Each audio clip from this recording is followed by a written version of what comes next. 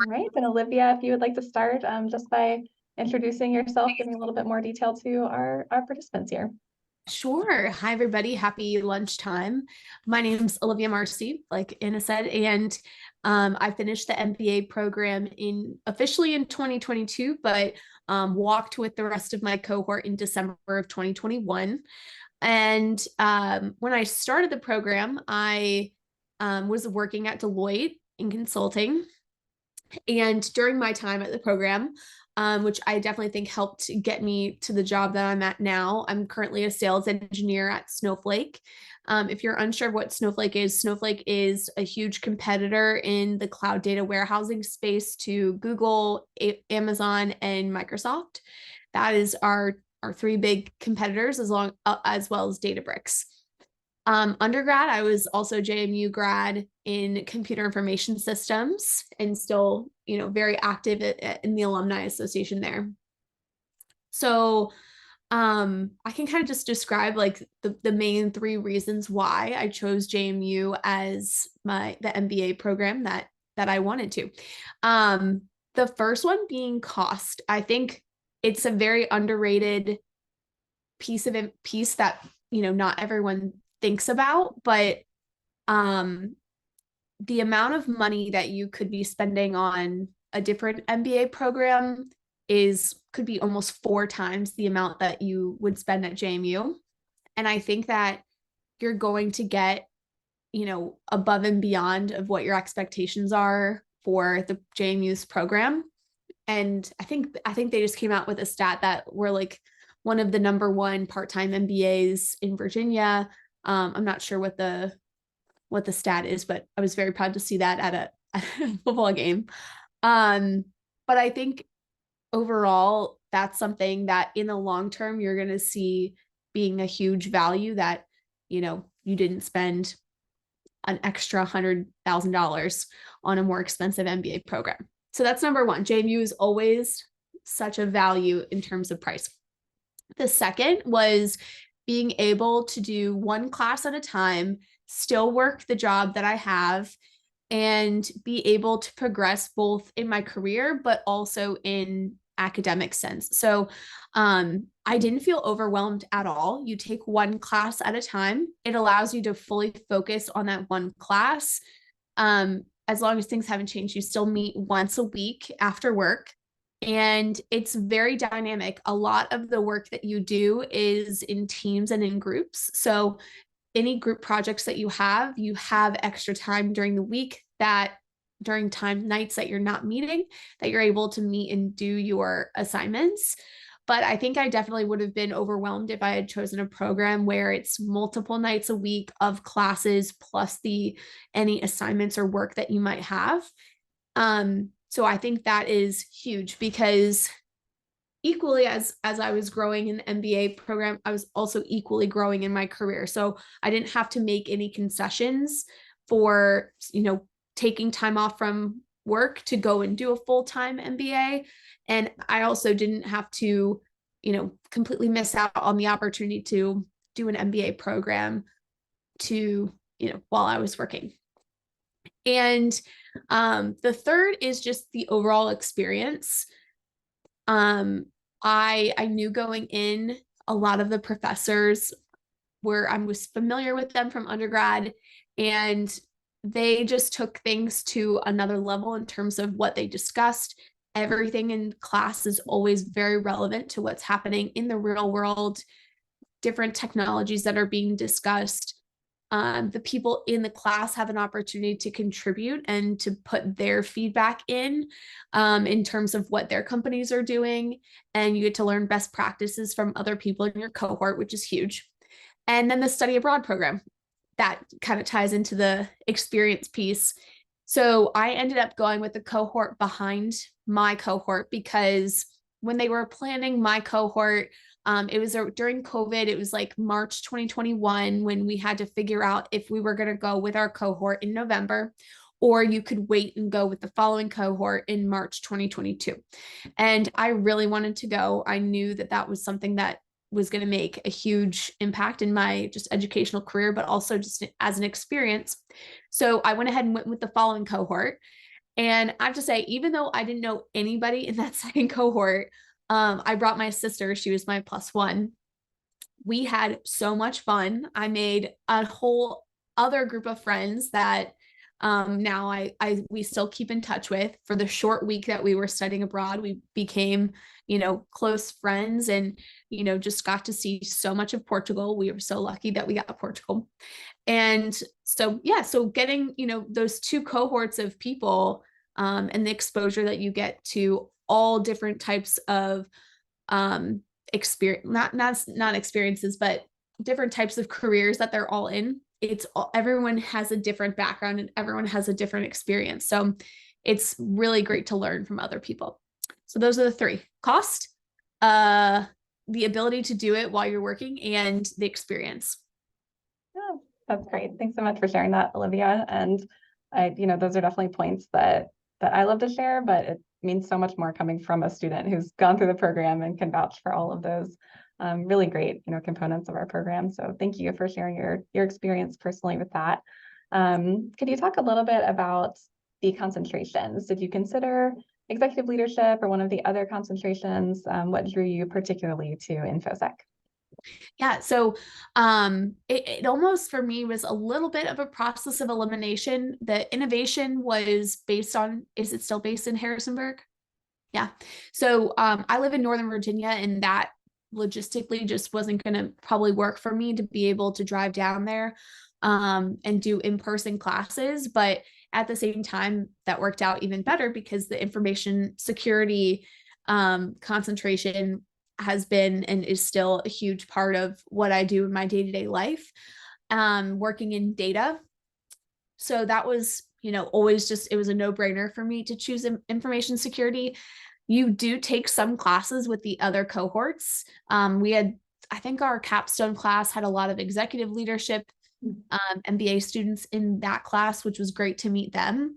But I think that concentration, the InfoSec concentration is really special because you don't have, I mean, it's great if you're really interested in building, a product or building a food business or something like that. But being able to look at business problems from the lens of data and information security is something that it's very, very difficult to be exposed to that if you're not normally in that space at work. So I was able to kind of build those skills and then bring it to my new job, working, as an SE, selling to the government in what they number one thing they care about is security. So being able to provide them and understand their perspective on information security was really important to me. So that's also why I chose that concentration. Awesome. Great. Thank you. And yeah, let's talk a little bit about challenges. So I know you talked about how feasible it was to complete the program while working full time, and it sounds like you made some great strides in your career, and I'd love to visit that too. But what was the most difficult part about coming back to school and starting the program? Can you talk a little bit about that? Maybe work-life balance, workload, that kind of thing. Yeah, I was really, really lucky that, I was fairly, not too old out of school where I was still kind of in the mindset of learning. So I'd say like the honestly, the toughest part was probably just some of the classes where I just wasn't as familiar with the content, like accounting and finance and those kind of core classes that are not in my normal day-to-day work. Those were probably like the hardest part. Yeah, sure. Yeah. Yeah. Did you have any tactics or tips on kind of getting through those classes? I know I hear a lot that it's nice that the classes are only 8 weeks long, like even the toughest class, like you can do anything for 8 weeks, but did you Right. kind of implement any best practices for getting through those tougher ones? Yeah, I think just I'm a big proponent of, you know, computers just notified me. I'm a big proponent of like being a participant and an active learner. So just making sure that I was very focused on those classes and really participating even more than I normally would be, so that I could make sure that I was learning all of the pieces that I needed to know in those classes. That's probably my biggest piece of advice, is just like engage even more in those classes that you have a tougher time in. Yeah. Yeah, that's really great advice. Yeah, what about rewards for the program? So it sounds like, again, you've maybe gotten some new roles during and after your time through the program. Yes. Yeah, tell me a little bit about how the program you feel helped you professionally and maybe some examples of that. Yeah, I mean, it 100% influenced the ability for me to have the job that I have now. And if you're not familiar with what being an SE is, so you're a sales engineer. So you work hand in hand with the account manager, strategically for selling software to whoever your customer is. And, you know, back in the day, being an SE was, a much more simple role where you have your product, you present, and they say, we need that or we don't need that. But Snowflake is definitely um, a massive, massive platform, kind of like AWS, where there's tons of different use cases for it. So being able to strategically work with an account manager and say, okay, this is specifically what this customer is going to be interested in, and would also help based off of their specific strategic targets for the next 5 years. Whether that's, hey, we want to get into AI and ML. Well, what does that actually mean? We need to be making sure all of the data we have is the only one copy of data that we're working off of. We are able to bring in different data sources, put that data together, share it out with the people that need to have it. Just being able to have those executive level conversations is what I learned from the MBA program, and being able to have those discussions, it definitely helped me a lot. Awesome. Great. Thank you. All right. How about workload balance? Like, how much time would you estimate that you spent on classwork per week, group meetings per week? What did that commitment look like? Yeah, I'd say each one is completely different. That's the interesting part, is that these classes are not just cookie cutter classes. Each one is the same thing. You have different professors who have different philosophies on teaching. Some heavily, heavily rely on group work. Your entire grade is based off of your group projects and group tasks that you have with your group. Others are very individual based. So if you have the class that was forensics, computer forensics, where you did a lot of Splunk exercises, those were all completely by yourself. So I'd say actually the classes with group projects probably took just a little bit more time. So I'd say probably about 3 hours a week on average, most likely. Obviously, when you're getting closer to, a paper being due, or you're getting closer to a due date of a group project, your time is going to go up. And then after that, your time will go back down because you don't have as many assignments. So I'd say it ebbs and flows pretty frequently. But a lot of people in the class have kids. A lot of them have dogs. A lot of them have, things going on at work that really demand their attention. So, and I was very lucky going through it during COVID because there wasn't a lot of work travel happening. So that wasn't kind of distracting us from doing the MBA program. But yeah, I'd say probably an average of 3 hours plus the class. Awesome. Great. And I have a couple more questions for you, but I do want to open it up for our participants, for our prospective students Sure. today. Does anyone have a question that you'd like to ask Olivia? I'll give you that time now. I have a question. Yes. This is Christian Holtworth. So was wondering, so the cohort goes into Tyson's, Virginia at the end of every 8 weeks, correct? Yeah. So every other month on a Saturday. Gotcha. And so I know that Tyson's is, and like DC in general, is a hotbed for information security and just those types of job roles. So I guess, are you being connected to like different businesses or organizations when you go in to meet, or are you mostly just discussing coursework and like preparing for the next course during Yeah. that time? So the way the classes work is after the first one, the beginning half of the day is the closing out of your previous class, and the afternoon is the start of your next class. So, and during lunch, you get to have mix and mingle with all the other MBA programs. So that's really going to be your networking piece of being able to meet other people in other cohorts that work at different businesses in most likely the DC, Maryland, Virginia region. But there were a lot of people in my cohort that weren't from the DMV, some in Atlanta, one in Texas, where else? Southern Virginia. There were just a lot of different groups of people from different areas. Awesome. Yeah. A great question. Yeah. Thank you. Great question. Any other questions for Olivia? I'll ask another one if I Yep, can. yep. So for that, like when you worked at Deloitte, were you working in their auditing arm? No, so I worked in the forensic analytics under the advisory org Gotcha. practice. And for the week abroad, I'm guessing you took off of work for that week. Yes, I was at Snowflake at that point though. And Oh, okay. yeah, we have unlimited PTO. So my team was very supportive of me taking the week off. Very cool.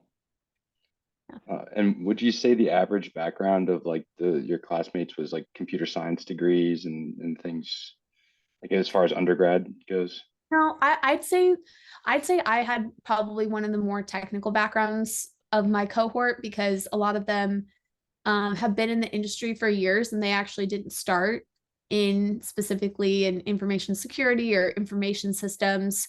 So they have all different types of backgrounds. Some were VP level, people at different consulting firms, at smaller consulting firms. There's just a huge span of people. But I'd say, you know, there's very few computer science backgrounds just because, you know, the goal of a computer scientist is most likely to become more on the software engineering side versus going into like a people leadership potentially position. You know what I mean? Gotcha. Yeah, for sure. But if you want to change, this is the way to do it. Yeah. If you're like, I yeah, work in compliance right now. So but I might be moving to a sales role here pretty soon. So I'm gonna be similar to what you're doing, I guess. But yeah, that's very helpful. Yeah.